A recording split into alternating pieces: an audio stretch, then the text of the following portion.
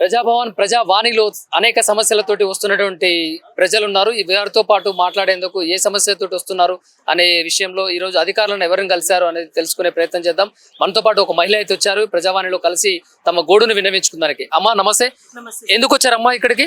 నాకు ఇల్లు కావాలని, పింఛన్ కావాలని వచ్చాను సార్. నాకు టీఆర్ఎస్ పదవిలో ఉన్నప్పుడు ఎన్నో సార్లు నాకు పింఛన్ కావాలి, ఇల్లు కావాలని ఎన్నో సార్లు పెట్టుకున్నాను. ఎంతమంది ఎమ్మెల్యే దగ్గరికి వెళ్ళినా, ఎవరి దగ్గరికి వెళ్ళినా నాకు ఎవరు ఏం చేయలేదు సార్. ఇప్పుడు టీఎస్ఆర్ ప్రభుత్వం వచ్చింది కదా, దాంట్లోనే న్యాయం చేస్తారని చెప్పి ఇక్కడ ఇల్లు కోసం వచ్చాను సార్. నేను ఇప్పుడు ఇక్కడికి వచ్చి పేపర్లు ఇచ్చాను సార్. నాకు పేపర్లు ఇస్తే నాకు ఏం చెప్పారంటే 4 రోజుల తర్వాత సర్వేకి వస్తారమ్మా అని చెప్పి, నాకైతే ఏ పేపర్ ఏది ఇవ్వలేదు సార్.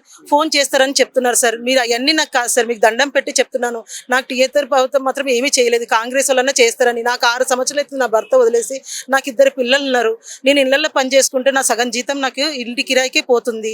ఆ సగం జీతంతో పిల్లల్ని ఎట్లా పెంచుకోవాలి, నేను ఎలా బతకాలో చూడండి. మీకు పుణ్యం ఉంటుంది. నాకు పింఛన్ వచ్చేటట్టు, ఇల్లు వచ్చేటట్టు చూడండి సార్. మీకు దండం పెడుతున్నాను సార్. నాకు అంతకు మించి ఇంకా ఏం వద్దు జీవితంలో. ఇల్లు ఉందనుకో నా పిల్లలకి ఆధారం అనేది ఉంటుంది సార్. నా పిల్లలకి ఎటువంటి ఆధారం లేదు. కాకపోతే మీరు ఎవరినైనా అడగండి, ఏదైనా చెయ్యండి సార్. నాకు ఇది ఒక్కటి మాత్రం దారి చూపించండి సార్. మీకు పుణ్యం ఉంటుంది. దండం పెడుతున్నాను. టీఎస్ కాంగ్రెస్ ప్రభుత్వానికి ఎప్పుడు జన్మకు రుణపడి ఉంటాను సార్. నేను అంటే మీ దగ్గర స్థానికంగా ఉన్నటువంటి కార్పొరేటర్ వాళ్ళని అడిగి అప్లికేషన్ పెట్టుకోలేదమ్మా? ఎంతమందిని అడిగినా నాకు ఏ హెల్ప్ ఎవ్వరూ చేయలేదు సార్. ఎవరు ఏది అడిగినా రేపు రమ్మ మాపు రమ్మ అన్నారు, కానీ నాకు ఎవరు హెల్ప్ చేయలేదు సార్. నాకు ఇంతవరకు ఎవ్వరూ చేయలేదు. నా ఎమ్మెల్యేలను కూడా కలిసాను సార్. నేను వాళ్ళు కూడా నాకు ఏ సహాయం చేయలేదు. చేతిలో రూపాయి కూడా పెట్టలేదు సార్. నాకు ఏ హెల్ప్ లేదు. నాకు భర్త లేడని కూడా అందరికీ తెలుసు సార్. అక్కడ ఉన్న ఏరియాలో కూడా తెలుసు, కానీ ఎవరు నాకు హెల్ప్ చేయలేదు. మీరు ఏం పని చేస్తారు? ఇళ్లలో పని చేసుకుంటాను సార్. నేను నాకు 11,000 వస్తాయి సార్.